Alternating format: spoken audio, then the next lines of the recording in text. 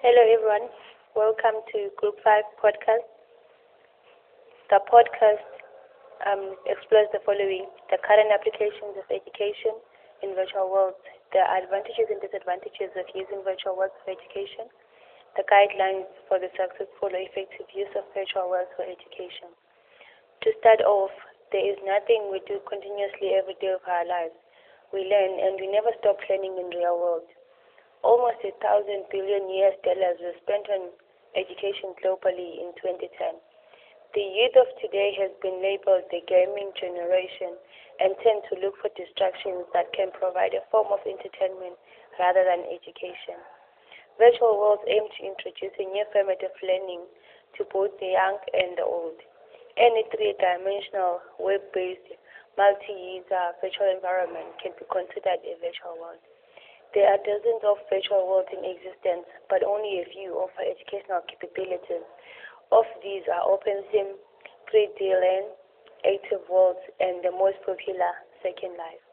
Second Life can be seen as a Sims meet Facebook in a virtual environment or in a virtual world.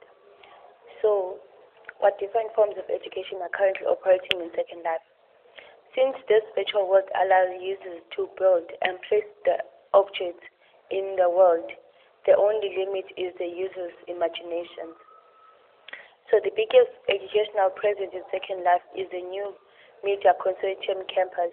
The new Media Consortium campus support events, classes, demonstrations, art exhibitions, and learning experiences.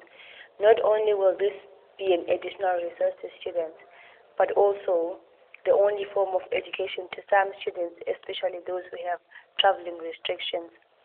There are advantages and disadvantages of using virtual worlds. To start with advantages, virtual worlds enhance elaboration and communication among students in their lectures without physically seeing each other.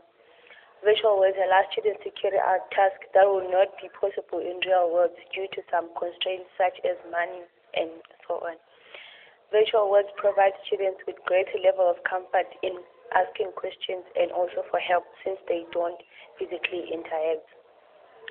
And then some students can gain experience that can be applied even in their real life, such as maybe having a business in Second Life, which will help you get experience and skills of how to manage a business in the real world life.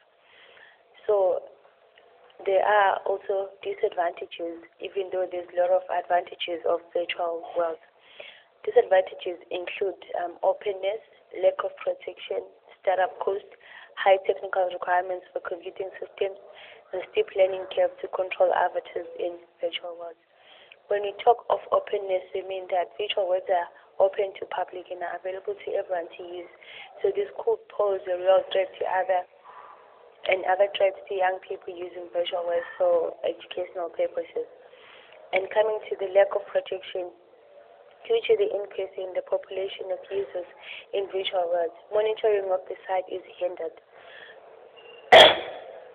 Also talking startup cost, initial cost for setting up a campus or educational center can be highly expensive in virtual worlds, even though there are London dollars which are used to exchange and get money in virtual worlds.